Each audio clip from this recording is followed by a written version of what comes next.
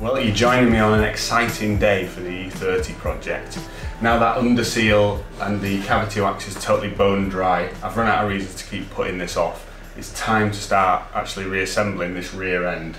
I've already put the clips for the brake and fuel lines back in and even popped the lines back into place, so that's all good.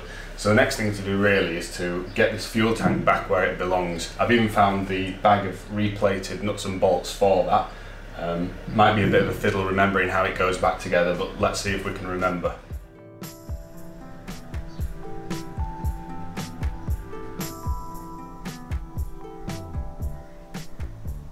Okay, there are 5 fastenings for this fuel tank. They're all 13 headed bolts apart from one nut, and the nut is actually this one, and there's a threaded bolt poking out the underside of the car in this corner here.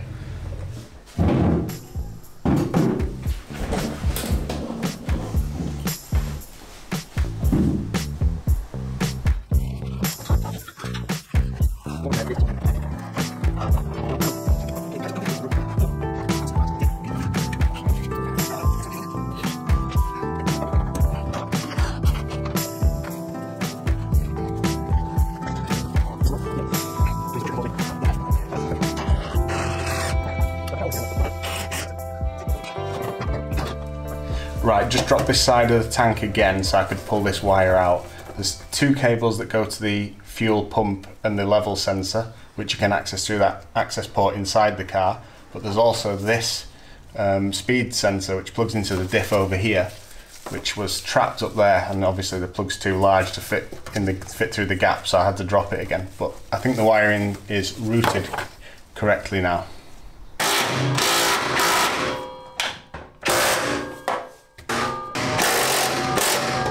So now I've tightened on that fuel tank and got it in place, I'm realising that I've got these 2 lines that need to run to the top of it, and there's absolutely no way I'm going to be able to feed those through now it's in situ. So I've got to drop the tank again. So if you're doing this yourself, start with the fuel vapour expansion tank, which is in the wheel arch, and then secondly do the fuel tank. Right, let's get this sorted out. Right, we've just dropped the tank onto 2 blocks of wood for now, so we've got plenty of clearance to sort that pipe work out that sits on top of it. So now we've got access to connect the pipes to the top of the tank again, I need to tell you about the 3 pipes that run through that strange tube inside the body of the car here.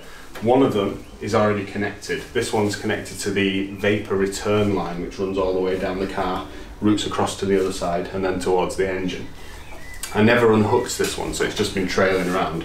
I've threaded it back through that strange pipe, and it connects to this vapour expansion tank. If you remember from the previous video where I found this up in here and didn't know what it was, it's a vapour expansion tank. This line that I didn't remove, the return one, connects to the top. There's another very similar line which I did remove, which connects to the bottom. You mustn't mix these up, because if you do, you end up with an airlock and your car won't run, or it won't run for very long or very well. So that's something to be aware of. This pipe is a pipe that goes between the tank and the filler neck, which I don't have here right now, but there's a filler neck that obviously you fill the car with, and it runs just there. This one was fossilised, so I've replaced it with this, which I'll tell you the specs on now. So you can see the original one is pretty much completely fossilised. It's a braided fuel hose basically, but it's totally rotted. So I'm replacing it with this one, which is a 12.7mm fuel rated rubber line, which I need to cut down to the right length. So to get the length, of course, I'm just holding this line against the other. The new line is very slightly thinner, but I think it'll push onto the ends just fine once it's been warmed up a bit. And this is the filler neck here, and it connects onto this here, and also a similar fitting on top of the fuel tank, which we now have access to. So I'm going to cut this down, I'll tell you the length of it. It's 125 centimetres that you need. I'll put a link to this specific pipe in the description, because I suspect everybody that's doing this job will need to replace that pipe, so it might be useful to you. Right, let's cut it.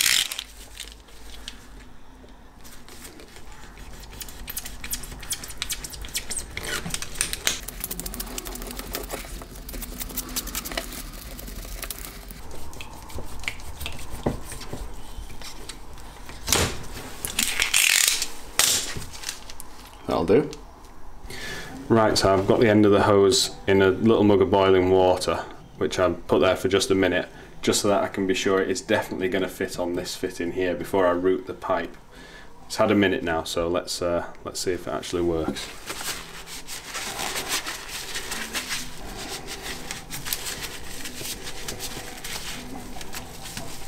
Add a bit of silicone oil just to help it out a bit more.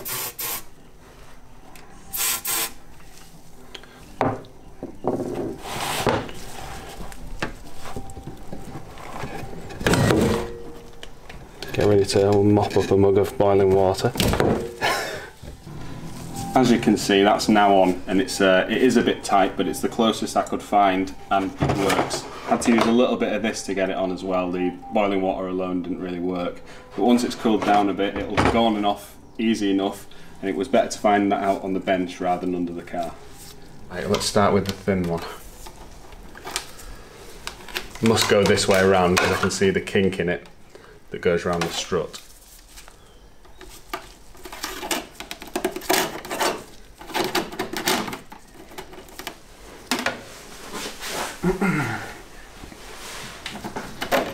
There it is.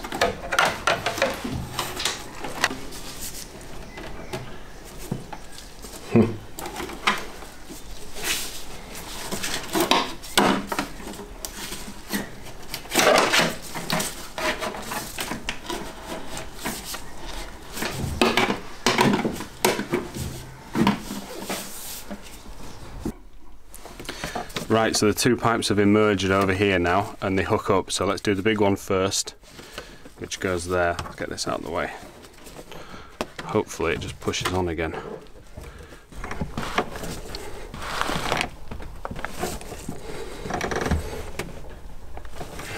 That's good. And this smaller one hooks up to that other line there with the Jubilee clip. Let's try and feed that in.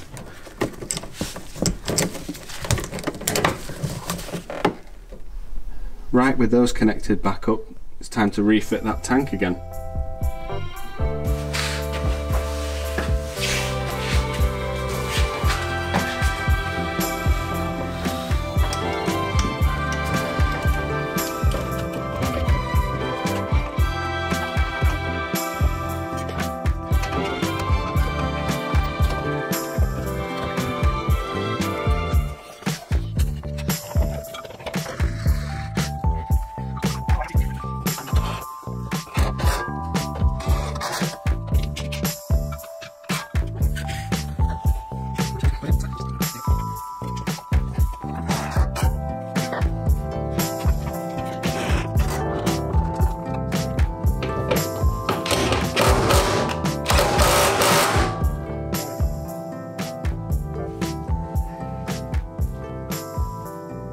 With the tank back up, everything looks right. Might as well plug these plugs in now.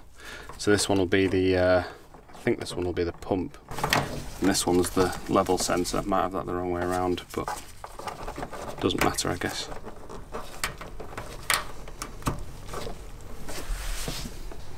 Okay, so now I'm going to connect the lines up to this vapour expansion tank. These two harder plastic lines are the ones I mentioned earlier that are easy to get mixed up. Although I have just noticed that they're very slightly different size. The thicker, which might help you if you're doing the same, the thicker one is the one that goes to the top of the tank. So I'll put that there, and the thinner one goes to the bottom.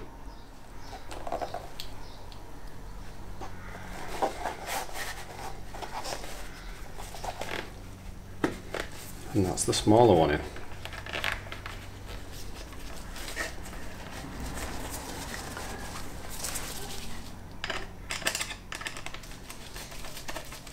And the tank fits up like this. It's that strange hole. And it fastens on with just this one screw. So with the expansion tank in place, I'm going to now put this fuel filler neck on, which fastens on with just one bolt there, which I'll put in. I'll just get it in place before I do that. Also hooks over this strange hook thing.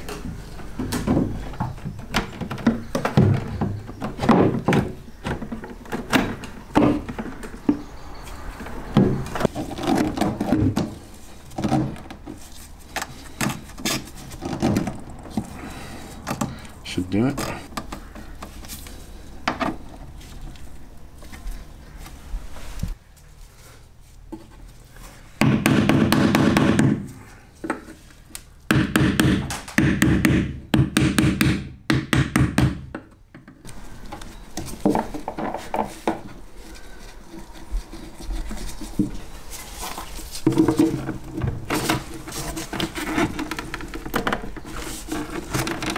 Excellent.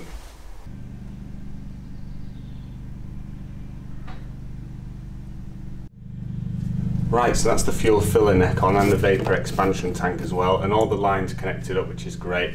There is a steel cover which should cover over these and screw onto these studs.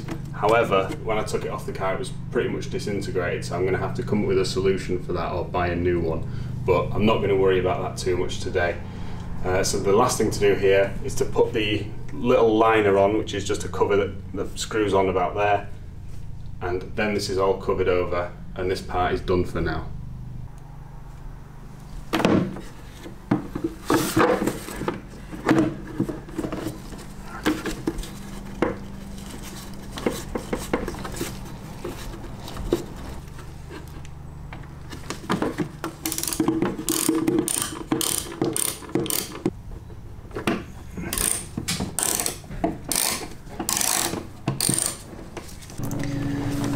So the final lines to connect up are these two. One's a return and one's a sender line for fuel. Now, I'm not certain which way they go, but they seem to kind of naturally indicate where they used to be. So I'm just going to go with that for now and hope it's right.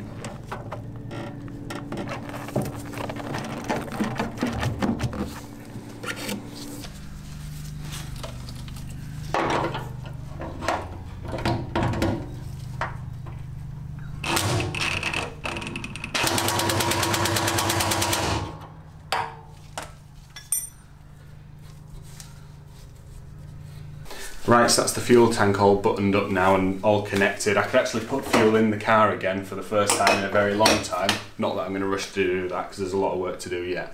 The only thing left really regarding the fuel tank is the heat shields, but I'm going to leave those off for now because I think I'm going to clean in that area in the midsection before I put those back on.